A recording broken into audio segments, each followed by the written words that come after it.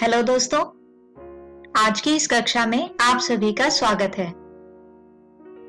दोस्तों, आज के वीडियो में हम एक नया अध्याय 6 वैद्युत चुंबकीय प्रेरण को शुरू करेंगे।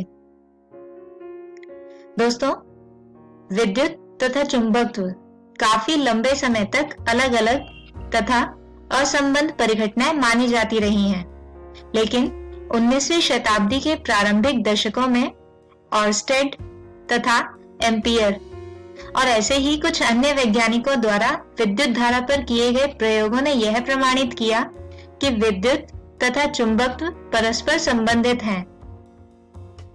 उन्होंने ज्ञात किया कि गतिमान विद्युत आवेश चुंबकीय क्षेत्र उत्पन्न करते हैं। जैसे उदाहरण के लिए विद्युत धारा अपने आसपास रखी हुई एक चुंबकीय सुई को विक्षेपित करती है। इससे एक स्वाभाविक प्रश्न यह उत्पन्न होता है कि क्या इसके विपरीत प्रभाव संभव है, अर्थात क्या गतिमान चुंबक विद्युत धारा उत्पन्न कर सकते हैं। तो दोस्तों, लगभग सन 1830 में माइकल फैराडे द्वारा इंग्लैंड में तथा जोसेफ हेनरी द्वारा अमेरिका में किए गए प्रयोगों ने स्पष्ट रूप से दर्शाया कि परिवर्तनशील चुंबकीय क्षेत्र बंद कुंडलियों में विद्युत धारा उत्पन्न करता है। दोस्तों, इस अध्याय में हम परिवर्तनशील चुंबकीय क्षेत्रों से संबंधित परिघटनाओं के बारे में अध्ययन करेंगे तथा इनमें निहित सिद्धांतों को समझेंगे। तो दोस्तों, वह परिघटना जिसमें चुंबकीय क्षेत्रों द्वारा विद्युत धारा उत्पन्न होती है उसे वैद्युत चुंबकीय प्रेरण कहते हैं। आइए अब जानते हैं कि आज के इस वीडियो में हम किन विषयों को पढ़ेंगे। तो दोस्तों, आज के इस वीडियो में हम फैराडे एवं हेनरी के प्रयोग जानेंगे और जानेंगे चुंबकीय फ्लक्स को। तो आइए जानते हैं फैराडे एवं हेनरी के प्रयोग। दोस्तों, वैद्युत चुंबकीय प्रेरण की खोज तथा उसकी समझ फैराडे एवं हेनरी द्वारा किए गए अनेक प्रयोगों पर आधारित है। इसके लिए एक प्रयोग यहाँ इस चित्र में दर्शाया गया है। यहाँ आप इस चित्र में देख सकते हैं कि एक कुंडली एक धारामापी G से जुड़ी हुई है। जब एक दंड चुंबक के उत्तरी ध्रुव को इस कुंडली की ओर धकेला जाता है तो धारामापी का संकेतक विक्षेपित होता है, जो कुंडली में विद्युत धारा की उपस्थिति को दर्शाता है। दोस्तों, यह विक्षेप तभी तक रहता है जब तक दंड चुंबक गति में रहता है। जब दंड चुंबक स्थिर होता है तो धारामापी कोई विक्षेप नहीं दर्शाती। इसके अतिरिक्त जब चुंबक को कुंडली से दूर ले जाते हैं तो धारामापी विपरीत दिशा में विक्षेप दर्शाती है, जो धारा प्रवाह की दिशा के विपरीत होने को दर्शाता है। इसके अतिरिक्त जब दंड चुंबक के दक्षिणी ध्रुव को कुंडली की ओर या इससे दूर ले जाते हैं तो धारामापी में विक्षेप की दिशाएं उत्तरी ध्रुव की इसी प्रकार की गति की अपेक्षा विपरीत हो जाती हैं। और जब चुंबक को कुंडली की ओर या इससे दूर तेजी से गतिमान किया जाता है तो विक्षेप और इसलिए धारा अधिक प्राप्त होती है। इसके अतिरिक्त दोस्तों, यह भी देखा गया कि यदि चुंबक को स्थिर रखा जाए तथा इसके बजाय कुंडली को चुंबक की ओर या इससे दूर गतिमान किया जाए तो भी इसी प्रकार का प्रभाव उत्पन्न होता है। दोस्तों, यह दर्शाता है कि कुंडली में विद्युत धारा की उत्पत्ति अर्थात प्रेरण चुंबक तथा कुंडली के मध्य सापेक्ष गति का प्रतिफल है। इसी प्रकार के एक दूसरे प्रयोग को यहाँ इस चित्र में दर्शाया गया है। इस प्रयोग में दंड चुंबक को बैटरी से जुड़ी हुई एक दूसरी कुंडली से प्रतिस्थापित किया गया है।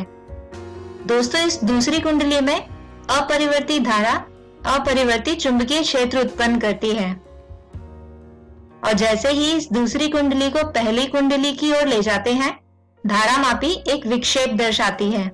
यह पहली कुंडली में प्रेरित विद्युत धारा को निर्दिष्ट करता है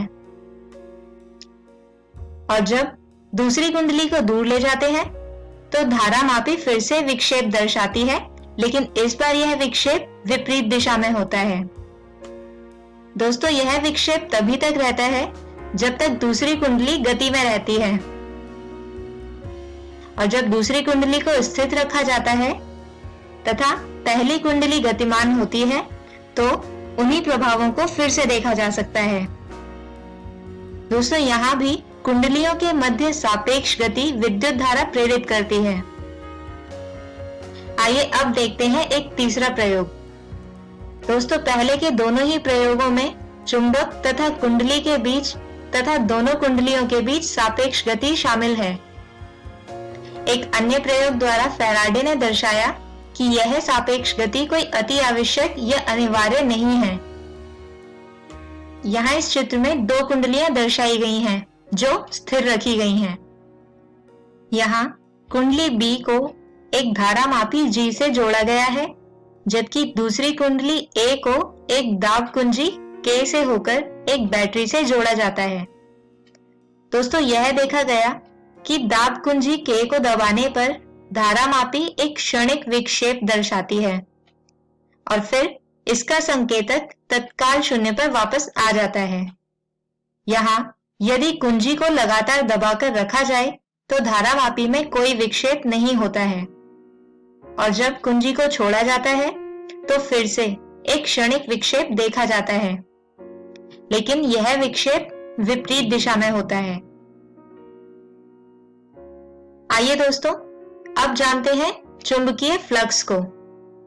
दोस्तों, चुंबकीय फ्लक्स को ठीक उसी प्रकार परिभाषित किया जाता है जिस प्रकार अध्याय 1 में वैद्युत फ्लक्स को। वहां हमने देखा था कि किसी आवेश के आसपास वैद्युत क्षेत्र रेखाएं उपस्थित होती हैं, और यदि इस आवेश के पास कोई एक पृष्ठ रखा जाए तो उस पृष्ठ से गुजरने वाली क्षेत्र रेखाओं की संख्या फ्लक्स कहलाती है। अब यदि हम इस आवेश को किसी चुंबक से प्रतिस्थापित कर दें तो जैसा कि हम जानते हैं कि चुंबक के आसपास भी चुंबकीय क्षेत्र बनता है, तो यहाँ पर भी किसी पृष्ठ से गुजरने वाली चुंबकीय क्षेत्र रेखाओं की कुल संख्या पृष्ठ से संबंधित चुंबकीय फ्लक्स कहलाती है। आइए अब इस चुंबकीय फ्लक्स का मान प्राप्त करते हैं। तो दोस्तों, इसके लिए सबसे पहले हम एक समतल पृष्ठ की कल्पना करते हैं जिसका कुल क्षेत्रफल S है, और ये n कैप इस तल का एक अभिलंब है। दोस्तों, मान लीजिए कि यहाँ पर इस पृष्ठ से एक चुंबकीय क्षेत्र B गुजरता है जो इस पृष्ठ के अभिलंब के साथ थीटा कोण बनाता है। तो ऐसे किसी छोटे से पृष्ठ ds के लिए चुंबकीय फ्लक्स d phi b होगा b डॉट ds, और जैसा कि हम जानते हैं कि इस अदिश गुणनफल को हम लिख सकते हैं b ds cos थीटा, और यदि यह पृष्ठ समतल ना होकर छोटे छोटे भिन्न अवयवों जैसे S1, S2 तथा अन्य से मिलकर बना होता है तो इस स्थिति में कुल फ्लक्स को हम लिख सकते हैं phi b बराबर b1 ds1 cos थीटा 1 जमा b2 ds2 cos थीटा 2 तथा इसी प्रकार से अन्य। दोस्तों, चुंबकीय फ्लक्स का मात्रक वेबर होता है। इसके अतिरिक्त इसे टेस्ला वर्ग मीटर में भी लिखा जाता है। तो दोस्तों, इसी के साथ खत्म होता है हमारा आज का ये वीडियो। आज के हमारे इस वीडियो में हमने जाने फैराडे एवं हेनरी के प्रयोग और जाना चुंबकीय फ्लक्स को। अगले वीडियो में हम इसी अध्याय की कुछ अन्य विषय फैराडे का प्रेरण नियम तथा लेंस का नियम तथा ऊर्जा संरक्षण को समझेंगे। तब तक के लिए गुड बाय।